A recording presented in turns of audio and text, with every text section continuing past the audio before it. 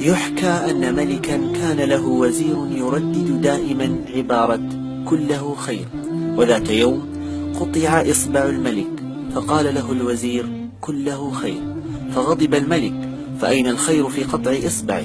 وقرر حبس الوزير في زنزانة. ورغم ذلك قال الوزير مجددا كله خير.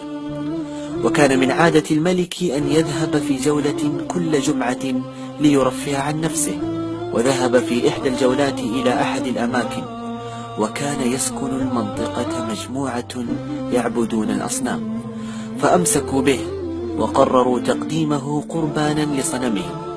وحين هموا بذبحه وجدوا إصبعه مقطوعا، فأجمعوا أنه لا يليق بصنمهم أن يقدموا له قربانا ليس كاملا، ثم أطلقوا سراحه. وفور رجوع الملك توجه لوزيره الذي سجنه وأخرجه من الزنزانة، وحكى له القصة، ثم سأله إن كان الخير لي في نجاتي منهم بسبب إصبعي، فأين الخير الذي وجدته أنت في السجن؟ فقال له الوزير وجدت الخير بأني لم أذهب معك اليوم، وإلا كنت أنا القربان المقدم للصنم اليوم. كله خير، هذه هي حياتنا، وهذه هي قصتنا، ونحن جميعا نمثل ذاك الملك، ونغضب حين نجد من يمثل الوزير.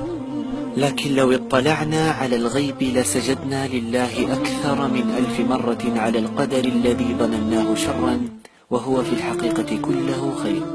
كله خير من عند الله، كل ما يصيبنا من ضر أو نفع خير لنا، فأي نعمة أكثر من هذه نرتجي؟